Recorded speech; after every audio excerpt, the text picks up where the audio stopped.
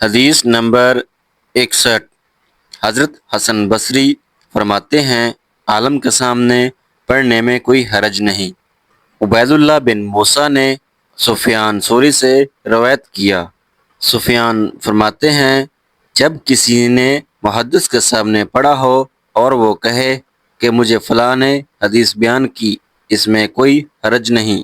محمد بن سلام کا کہنا ہے میں نے ابو عاصم سے سنا، وہ فرماتے ہیں امام مالک اور سفیان ثوری کے نزدیک عالم کے سامنے پڑھنا یا اس کا خود پڑھنا برابر ہے۔ حدیث نمبر 62۔ حضرت انس بن مالک رضی اللہ عنہ فرماتے ہیں ہم مسجد میں نبی اکرم صلی اللہ علیہ وسلم کے ساتھ بیٹھے ہوئے تھے۔ ایک اونٹ سوار آدمی آیا، مسجد کی ایک سمت اونٹ کو بٹھایا اور وہیں باندھ دیا۔ پھر اس نے کہا تم میں سے محمد صلی اللہ علیہ وسلم کون ہے؟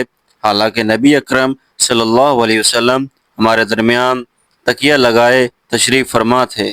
ہم نے کہا تکیہ لگائے سیمی بدن شخص محمد صلی اللہ علیہ وسلم ہے۔ اس نے کہا اے عبد المطلب کے بیٹے، آپ نے فرمایا میں نے سن لیا، جو کہنا ہے کہو۔ اس نے کہا مسئلہ پوچھنے میں ذرا سختی کروں گا، آپ اس کو محسوس نہ فرمائیں۔ آپ نے فرمایا جو تمہارے دل میں آئے کہو۔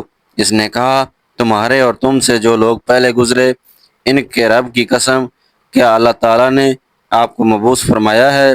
فرمایا ہاں، میرے اللہ نے مجھے مبعوث فرمایا۔ پھر اس نے کہا تجھے اللہ کی قسم دیتا ہوں، کیا اللہ تعالیٰ نے آپ کو دن اور رات میں ہمیں 5 نمازیں پڑھنے کا حکم دیا ہے؟ فرمایا ہاں، میرے اللہ نے مجھے حکم دیا ہے۔ اس نے کہا میں آپ کو اللہ کی قسم دے کر پوچھتا ہوں، کیا اللہ تعالیٰ نے آپ کو حکم دیا ہے کہ سال میں ماہ رمضان کے ہم روزے رکھیں؟ فرمایا ہاں، میرے اللہ نے حکم دیا ہے۔ اس نے کہا تجھے اللہ کی قسم، کیا آپ کو اللہ تعالیٰ نے حکم دیا ہے کہ ہم اغنیا سے صدقہ لے کر محتاجوں میں تقسیم کریں؟ فرمایا ہاں۔ اس نے کہا جو آپ لے کر آئے میں اس پر ایمان لایا، میں اپنی قوم کا بھیجا ہوا ہوں جو میرے پیچھے ہے، اور میں زمام بن سالبہ بن سعد بن بکر کا بھائی ہوں۔ موسیٰ اور علی بن عبد الحمید نے سلیمان سے، اور انہوں نے ثابت سے، اور انہوں نے انس بن مالک سے، اور آپ نے نبی اکرم صلی اللہ علیہ وسلم سے اس معنی میں اس حدیث کو روایت کیا ہے۔ حدیث نمبر 63۔ حضرت انس رضی اللہ عنہ روایت کرتے ہیں کہ ہمیں تو از روئے قرآن مجید حضور سے مسائل دریافت کرنا منع کر دیا گیا تھا، بنا بری ہماری خواہش ہوتی تھی کہ کوئی اعرابی آئے اور کچھ پوچھے اور ہم سنتے رہیں۔ ایک آدمی آیا، وہ بولا ہمارے پاس آپ کا قاصد پہنچا، اس نے ہمیں بتایا کہ آپ کہتے ہیں اللہ نے مجھے رسول بنایا۔ آپ نے فرمایا اس نے صحیح کہا۔ وہ بولا آسمان کس نے بنایا؟ آپ نے فرمایا اللہ تعالیٰ نے۔ اس نے کہا زمین کس نے بنائی اور پہاڑ کس نے بنائے؟ فرمایا اللہ تعالیٰ نے۔ وہ کہنے لگا پہاڑوں میں فائدہ کس نے رکھا؟ فرمایا اللہ تعالیٰ نے۔ تب اس نے کہا آپ کو اس قسم ذات کی جس نے آسمان، زمین اور پہاڑ بنائے، کیا اللہ تعالیٰ نے آپ کو پیغمبر بنایا؟ آپ نے فرمایا ہاں۔ اس نے کہا آپ کے الچی نے ہمیں بتایا تھا کہ ہم پر 5 نمازیں فرض ہیں اور ہمارے مالوں میں زکوٰۃ ہے۔ آپ نے فرمایا اس نے صحیح کہا۔ اس نے کہا آپ اس کو اس کی قسم جس نے آپ کو نبی بنایا، واقعی اللہ نے آپ کو اس کا حکم دیا ہے؟ فرمایا ہاں۔ اس نے کہا مجھے اس کی قسم جس نے آپ کو حق کے ساتھ بھیجا، میں ان باتوں میں نہ کچھ اضافہ کروں گا نہ کمی۔ رسول اللہ صلی اللہ علیہ وسلم نے فرمایا اگر یہ صحیح کہتا ہے تو بے شک جنت اس کا ٹھکانہ ہے۔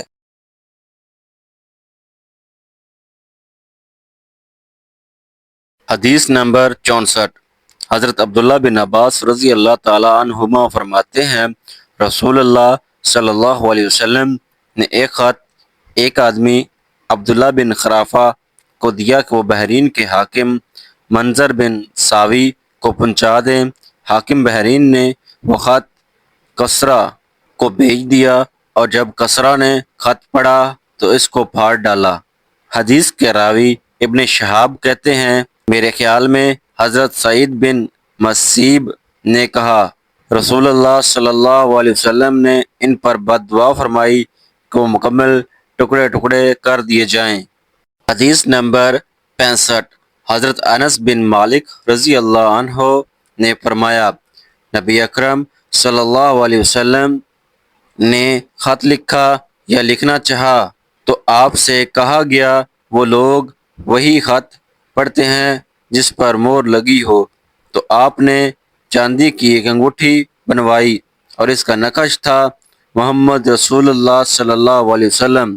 حضرت انس کہتے ہیں آپ کے دست مبارک میں اس انگوٹھی کی چمک آج بھی ہمارے سامنے ہے۔ شعبہ نے قتادہ سے کہا کس نے کہا ہے کہ آپ کی انگوٹھی کا نقش محمد رسول اللہ صلی اللہ علیہ وسلم تھا؟ تو قتادہ نے کہا حضرت انس کہتے ہیں۔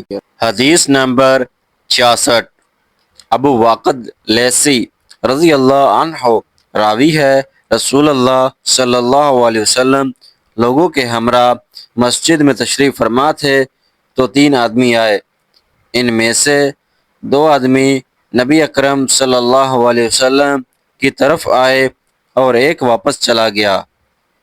ابو واقد لیثی کہتے ہیں وہ دونوں رسول اللہ صلی اللہ علیہ وسلم کے پاس کھڑے ہو گئے، پھر ان میں سے ایک نے حلقہ میں گنجائش دیکھی تو وہاں بیٹھ گیا اور دوسرا مجلس کے آخر میں بیٹھ گیا اور تیسرا واپس چلا گیا۔ جب رسول اللہ صلی اللہ علیہ وسلم علم کی تعلیم سے فارغ ہوئے تو فرمایا کیا میں تمہیں ان 3 شخصوں کا حال بیان نہ کروں؟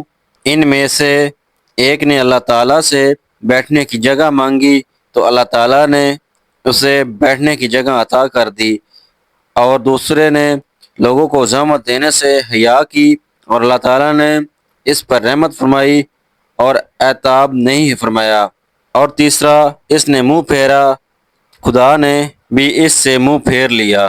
حدیث نمبر 67 حضرت ابو بکر رضی اللہ عنہ نے ایک بار نبی اکرم صلی اللہ علیہ وسلم کا ذکر کیا تو کہا نبی اکرم صلی اللہ علیہ وسلم اپنے اونٹ پر سوار تھے اور ایک آدمی اونٹ کی نکیل تھامے ہوئے تھا۔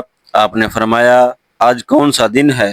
ہم خاموش رہے یہاں تک کہ ہمارا خیال تھا آپ اس کو کسی اور نام سے موسوم فرمائیں۔ فرمایا کیا آج قربانی کا دن نہیں؟ ہم نے عرض کیا ہاں۔ پھر فرمایا یہ کون سا مہینہ ہے؟ ہم چپ رہے حتیٰ کہ ہم نے خیال کیا آپ اس کا کوئی اور نام بتائیں گے۔ فرمایا کیا ماہ ذو الحج نہیں؟ ہم نے عرض کیا ہاں۔ آپ نے فرمایا تمہارا آپس میں باہم خون بہانا، مال لوٹنا اور عزتوں سے کھیلنا ایسے ہی حرام ہے جیسے اس دن اور اس مہینے اور اس شہر میں حرام ہے، اور چاہے کہ جو حاضر ہے اس کو پہنچائے جو یہاں موجود نہیں، ہو سکتا ہے شاید کہ جس کو پہنچا رہا ہے وہ حاضر سے زیادہ یاد رکھنے والا ہو۔ حدیث نمبر 68 حضرت عبداللہ بن مسعود فرماتے ہیں وہ ایام جن میں آپ وعظ و نصیحت فرماتے ان کے اوقات کی ہم پر نگاہ رکھتے، اور اس واسطے وعظ و نصیحت کی وجہ سے جو ہم پر مشقت طاری ہونے والی ہے ناپسند سمجھتے۔ حدیث نمبر 69 حضرت انس رضی اللہ عنہ راوی رسول اللہ صلی اللہ علیہ وسلم نے فرمایا دین میں آسانی پیدا کرو، سختی نہ کرو، لوگوں کو خوشخبری سناؤ، انہیں متنفر نہ کرو۔ حدیث نمبر 70 حضرت ابو وائل رضی اللہ عنہ فرماتے ہیں حضرت عبداللہ بن مسعود رضی اللہ عنہ لوگوں کو ہر جمعرات وعظ فرماتے۔ آپ سے ایک آدمی نے کہا اے ابو عبد الرحمن باخدا میں چاہتا ہوں آپ روزانہ ہمیں وعظ و نصیحت فرمائیں۔ آپ نے فرمایا مجھے اس سے معنی یہ بات ہے کہ میں آپ کو ملال میں ڈالنا ناپسند سمجھتا ہوں، اور میں نے تمہارے وعظ و نصیحت کے لیے اس طرح دن مقرر کیے ہیں جیسے نبی اکرم صلی اللہ علیہ وسلم نے ہمارے لیے مقرر فرمائے تھے، اس خوف سے کہ ہم اکتا نہ جائیں۔